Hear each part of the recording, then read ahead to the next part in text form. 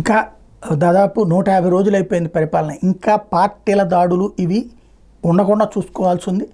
తాజాగా వైఎస్ఆర్ జిల్లా భీమఠం మండలంలోని తోట్లపల్లె పంచాయతీ పాపిరెడ్డిపల్లె వడ్డెర కాలనీకి చెందిన వైఎస్ఆర్సీపీ కార్యకర్త బత్తల శేఖర్ మీద గురువారం రాత్రి టీడీపీ కార్యకర్తలు వెంకటరమణ, లక్ష్మయ్య, శ్రీను, వెంకటేశ్వరరావు 6 దాడి చేశారు. ఈ దాడిలో శేఖర్ గాయపడ్డారు.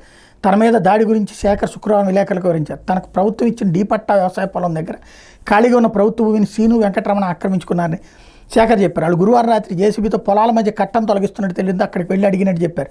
దీంతో వెంకటరమణ, లక్ష్మయ్య, శ్రీను, వెంకటేశ్వరరావు 6 ఒక్కసారిగా వచ్చి తన కళ్ళలో కారం పొడి జల్లి దాడి చేశారని చెప్పారు. తాను పరిగెత్తడంతో రాడ్లు విసిరారని, అవి తగిలి తన గాయాలయ్యాయని చెప్పారు. సమీప కాలనీ వాళ్ళు వచ్చి తనను రక్షించారన్నారు.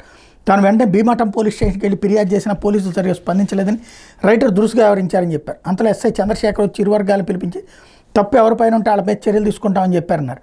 గ్రామ పెద్దలు శుక్రవారం వెళ్ళి వాస్తవాలు చెప్పిన పోలీసులు స్పందించలేదని, అధికార పార్టీ వాళ్ళ మీద చర్యలు తీసుకోలేదని ఆవేదన వ్యక్తం చేశారు. విషయం ఎస్ఐ చంద్రశేఖర్ని అడిగితే గొడవపడ్డ ఇరు వర్గాల మీద కేసు నమోదు చేసినట్టు చెప్పారు. ఓవరాల్గా చూస్తే ఇది పార్టీలకు ఏం సంబంధం లేదు, ఇద్దరి ఆస్తుల గొడవ. ప్రభుత్వ భూమిని తీసుకోవాలనేది ఒకళ్ళు, తన భూమి పక్కన ఉన్నటువంటి దాన్ని అడ్డుపెట్టి తనని దెబ్బ కొడుతున్నానని మరొకళ్ళు. వైఎస్ఆర్ కాంగ్రెస్ పార్టీ వాళ్ళకి సంబంధించిన పక్కన ఉన్నటువంటి దాన్ని లాక్కుపోయారని, అది గొడవ.